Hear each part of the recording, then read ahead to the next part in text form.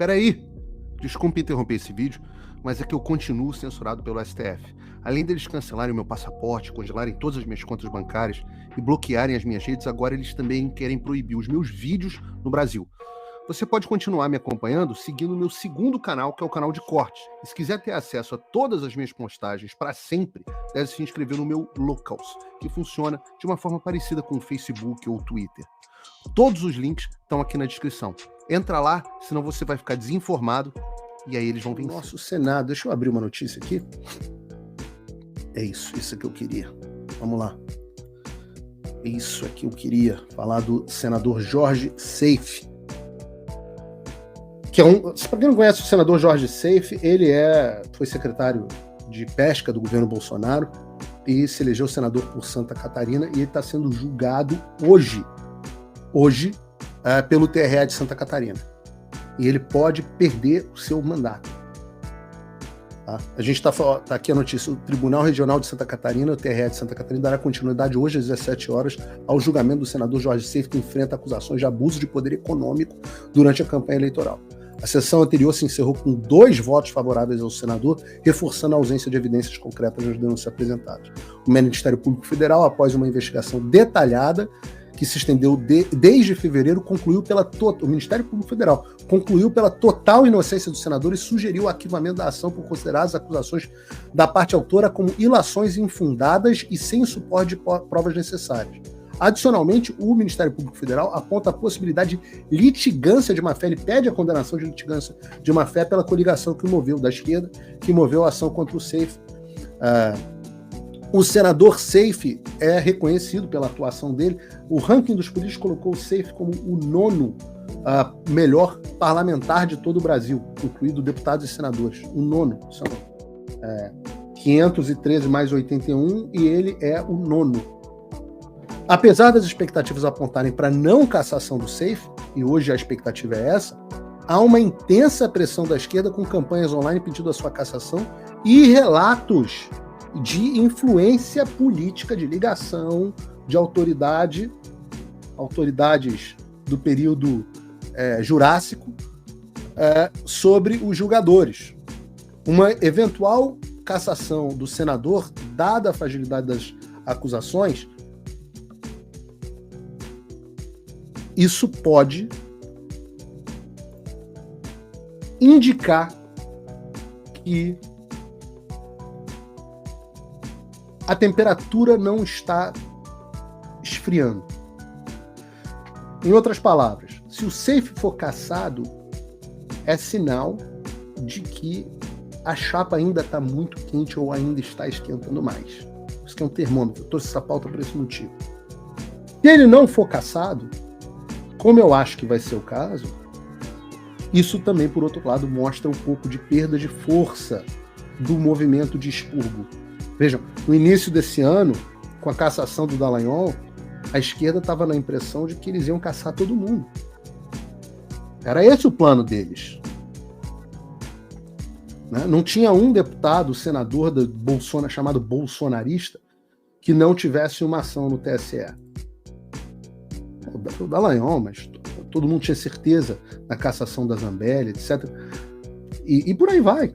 Tantos outros, eu não vou ficar citando nomes aqui, mas eu converso com todos eles e todos eles, não, eu estou com uma ação no TSE que eu estou com medo de perder meu mandato.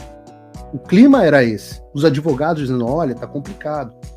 Mas agora, e a gente tem que ficar fazendo essas análises aqui, sentindo um pouco dos ventos, do ambiente, eu converso com muita gente, eu acho que não há clima para a cassação de um homem como o senador Jorge Seife. Isso tem a ver com o Brasil ser o país do que eu chamo de deixa-de-cismo.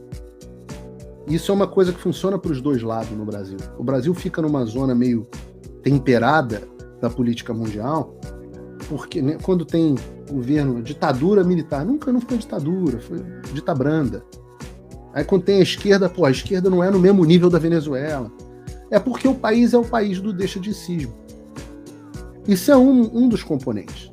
Então todo mundo fica, não, deixa disso, não precisa caçar, já tirou o Bolsonaro.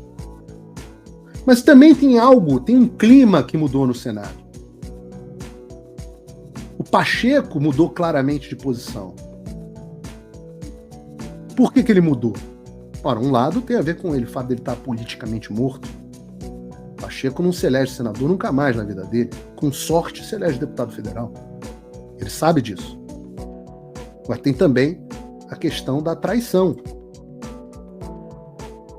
O Pacheco era o candidato do Xandão ao STF. Agora o candidato do Xandão tinha passado a ser o Dino. Eu ouvi dizer, e eu não posso confirmar isso, mas posso dizer, como ouvi dizer, que ofereceram ao Pacheco, eu acho que isso nunca saiu em nenhum veículo de imprensa, mas que ofereceram a ele uma vaga no Tribunal de Contas para compensar o sonho dele, que não será realizado, de uma vaga no Supremo Tribunal Federal. Afinal, o candidato do Xandão, volto a dizer, era o Pacheco e passou a ser o Flávio Dino. Dizem as más línguas, e a gente não tem como saber se é verdade, mas eu ouvi isso de um senador, que eu já adianto que não foi o sei, que o Dino consegue a vaga dele na base da extorsão. Que o Dino ameaça, agora que ele está com a Gestapo lá, um braço da Gestapo debaixo dele, essa que se chamava Polícia Federal, mas hoje dentro dela existe uma Gestapo, ele usa ela para chantagear. Tem como saber se é verdade. Mas dizem que o Pacheco está aí querendo voltar a advogar e tal. Eu acho que além disso há um processo de conscientização. E conscientização que eu digo porque eu converso, sempre falo isso para vocês, eu converso com muitos deputados e senadores todos os dias. Não há um dia que eu não converse com pelo menos uma meia dúzia de parlamentares. Até final de semana. E eu reparo, e já conversei com vários de várias camadas, e eu reparo que existe um grupo muito grande, principalmente esse pessoal do centro, que não tem ideia do que está acontecendo.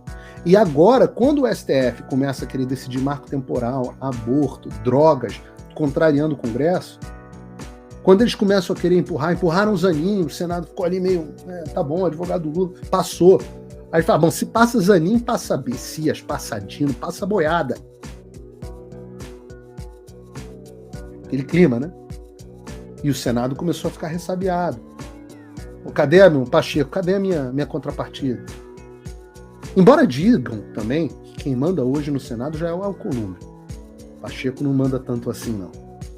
Mas quando foram para cima, por exemplo, do Marcos Duval, e o Marcos Duval tem as peculiaridades dele, mas a gente nunca soube de nenhuma sacanagem, nada de corrupção envolvendo o senador Marcos Duval, e tudo o que ele falou, lá desde o início do ano, acabou se concretizando e sendo refletido lá na CPI, embora ele talvez não tivesse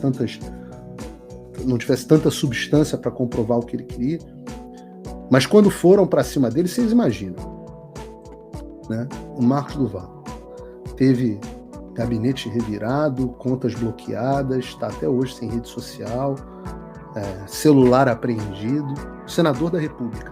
Agora, você imagina, se ele, que nunca fez nenhuma sacanagem que a gente sabe, pode acontecer isso com ele, você imagina como é que ficaram tantos senadores do Centrão que têm o rabo preso, vendo que a imunidade deles não vale mais nada. Vendo que o Xandão faz o que quer dentro do Senado. Por isso que teve aquele documento, mais cedo no início do ano, com acho que 41 ou 42 assinaturas, suficiente até para impeachment, né? Cobrando do Rodrigo Pacheco uma atuação contra essa violação do STF. E como é que a gente sabe que há uma mudança na postura do Pacheco? A gente sabe lá pela rejeição do nome do DPU, a gente sabe porque o Pacheco vem falando, é que o Pacheco é uma geleia, mas ele vem falando cada vez de forma mais enfática contra o Supremo Tribunal Federal, ao ponto de que ontem ele teve que dizer, não, eu sou a pessoa que mais defende o Supremo Tribunal Federal. Se está dizendo isso, é porque estão dizendo porque ele está sendo cobrado por uma posição mais combativa. E várias medidas dele contra o Supremo Tribunal Federal, medidas que estão no Senado contra o Supremo Tribunal Federal, estão sendo e serão pautadas e devem passar. A reforma tributária do Lula Vai passar ruim, mas não vai passar horrorosa. Vai ter que voltar para a Câmara. O Senado está criando complicação. Então, o que está faltando? Está faltando pressão popular. Vocês imaginem se o povo tivesse, com esse Pacheco ressabiado, se sentindo traído, sem perspectiva, louco para ter uma coisa para aparecer, vocês imaginem se o povo tivesse, desde março, em massa nas ruas, pedindo fora Xandão. Pacheco ia estar com a faca e o queijo na mão e todas as justificativas. Vocês têm dúvida que a fita do aeroporto de Roma ia já ter aparecido, ia dar um empurrão que faltava para o impeachment do Xandão? Você tem dúvida que as denúncias que a ASFAV, Associação das Famílias e Vítimas do 8 de janeiro, os presos políticos do 8 de janeiro, que fizeram na semana passada, eu fiz uma longa entrevista sobre isso, e uma palestra também junto com eles, mais de 100 denúncias na OEA, na Comissão Interamericana de Direitos Humanos, os senadores e deputados que fizeram denúncias na ONU, eu estava pessoalmente, fui entregar na ONU a denúncia com eles. Tem um acúmulo de coisa. Falta o quê? Falta pressão popular. Falta o povo na rua. E o povo não quis ir para a rua. E o Bolsonaro falou para o povo não ir para a rua que agora era a hora de prestar atenção na CPMI. Qual foi o relatório da CPMI? Que o Bolsonaro era o causador do 8 de janeiro. Assim, a falta de estratégia é tão grande. Vamos prestigiar a CPI que vai determinar, e com o relatório aprovado, que eu sou o cara do 8 de janeiro. Ai, meu Deus. E não vamos para as ruas. Estratégia ali não é o forte. Por isso vocês precisam estudar, por isso vocês precisam se preparar. Porque não é esse o caminho. Não há caminho para o Brasil sem pressão popular. Então a gente tem que ter algumas etapas. A primeira é a conscientização, e é isso que a gente está fazendo aqui, é por isso que eu estou no ar. Depois a gente tem, depois da conscientização e do entendimento, que passa por estudo, que passa... agora formou-se um consenso, que é o que está se formando no Congresso. Formou-se um consenso de que esse é um problema. Beleza. Agora a gente vai partir para a ação. Antes tem a mobilização. Formou-se um consenso, se mobiliza e a partir daí você vai para a ação. E aí ficam aqui, mas não adianta nada, a gente vai fazer isso e as pessoas vão fazer nada. Meu filho, nada adianta nada. Nunca nada no mundo foi feito por pessoas que acham que nada adianta nada. Nunca. Se você é uma dessas pessoas, você precisa primeiro resolver os seus problemas internos. Você tem um traço psicológico chamado neuroticismo exacerbado e você precisa tratar isso. Aí, beleza. Depois que você estiver em condições sadias mentalmente, aí você pode começar a querer melhorar o Brasil. E não é que não dê desânimo. Pô, vocês imaginam, 11 meses que eu vi o trabalho da minha vida como jornalista roubado por um bandido de toga, sem nenhum devido processo legal. Vocês acham que isso não me causa desânimo? É claro que me causa, mas eu estou aqui de novo com vocês no ar. E estarei todas as terças e quintas, estourei a hora do programa hoje em quase 10 minutos, mas estarei todas as terças e quintas com vocês às 3 horas da tarde, então eu peço que vocês se inscrevam no canal. Esse programa está passando no canal de Cortes Paulo Figueiredo e no canal do Fio Diário. Eu peço que vocês se inscrevam nos dois canais para que a gente possa crescer. Fio Diário é uma iniciativa que eu apoio e a qual eu decidi me juntar porque eu acho que é o futuro. Acho que a inspiração no Daily Wire americano é absolutamente correta e nós não vamos desistir. Obrigado pela enorme audiência que eu tive no programa de hoje e até o próximo. Até o próximo. Você sente isso? A censura, a perseguição, o medo que se espalha como uma sombra sobre as nossas vidas? O fim da América, do Brasil e do mundo como conhecemos já está em andamento. Eu avisei. E enquanto muitos fechavam os olhos, o caos que eu avisei que viria começou a se desenrolar diante de nós, mais rápido e mais devastadoramente do que a maioria acreditou. Quando eu lancei o fim da América e do mundo como conhecemos, muitos duvidaram e houve até os que zombaram. A América já foi um farol de esperança e liberdade, agora afunda em uma decadência absurda. E como o pilar está destruído, todo mundo sente a queda. Conflitos militares reacendendo, ataques terroristas, nações em crise. E o Brasil não está imune. Perseguição ao ex-presidente Bolsonaro, a censura, a prisão de manifestantes e o expurgo dos patriotas. Tudo isso é apenas o primeiro episódio de uma longa série de terror e caos social em todo o mundo.